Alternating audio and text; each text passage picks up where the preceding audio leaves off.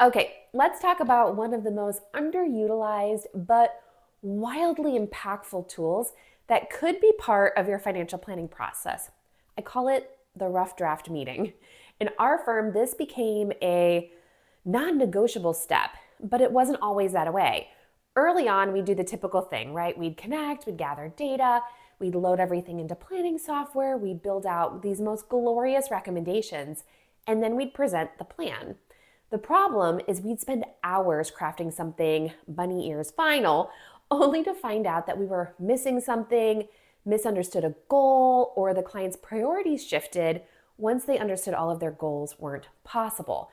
We would end up recalculating our recommendations, changing things around in the software, and it was very time consuming. We'd have to hold another meeting anyways to give them the new final. And years of trial and error, we realized something powerful. Clients needed to see their rough draft before we dove into strategies and solutions. Because that first version of the plan, it's often really where reality intersects with ambition, right? The real work begins there. We also wanted to show them a first blush at our recommendations and maybe share with them a couple of ideas we were thinking about and get their feedback. We didn't want to go hard down one path of recommendations only to find out they'd never really go for that. So here's how it plays out. A client tells us, oh, we want to retire at 50, we want to buy a lake house, travel the world, send 3 kids to Ivy League, colleges, and we'd build a rough draft that it reflected exactly that. Then we'd sit down and show them what that dream looks like when you apply dollars and a timeline. And that's often when the client would kind of lean in and say, wait a minute, did we say buy a lake house? We actually meant just rent one for 2 weeks every summer. And okay, maybe we could work till 60 if that gives us a little more flexibility. Or did we say Harvard? I don't know. Our youngest Johnny, he's kind of a derelict. Maybe let's just plan on community college for him. And suddenly we were having real, meaningful conversations, not based on hypotheticals, but based on how their goals actually intersect with their resources. But it's more than just goal alignment. It's really an important opportunity to co-create with your clients. The rough draft meeting where we would preview concepts before they became recommendations, it would allow us to ask things like, do you feel better doing this or that? Maybe, let's educate you on a bucket strategy in retirement or income generated by dividends. Which one do you prefer? A combination of the two. Would you rather max out your IRAs or prioritize college funding? If you could only do one of these, which one of these would you choose?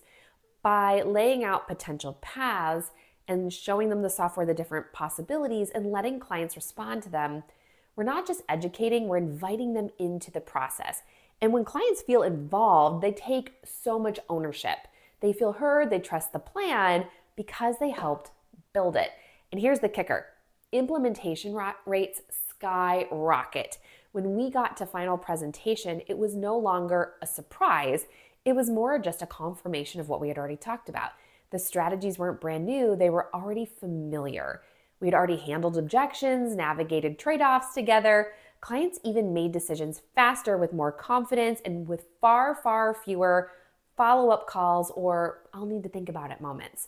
So if you're not using a rough draft meeting today, I'd encourage you to consider building it into your process.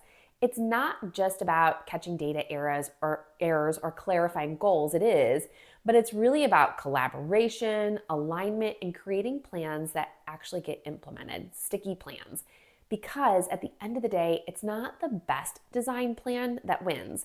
It's the ones that clients follow. So should you do this in your business? I don't know. It depends on your process and how you do things, but my job is just to share good ideas with you. Things that worked for me, things that worked for others, things that didn't work, things that we did firsthand, or things that I've seen hundreds of others of advisors do with a ton of success. So do with it what you will. This step was just a really important part of our process and saved us a ton of time on the back end and helped us really get to better plans faster and collaborate more with our clients. I know you've probably heard me say it before, but you don't want to be the guru that takes all of the paperwork and goes up to the mountaintop and then comes back down with recommendations where you're telling your clients what to do. We want to be their Sherpa. We want to be along with them on the process and co-create with them and do it together versus that mountaintop guru. Anyways, I hope this was helpful for you. Have an amazing rest of your week.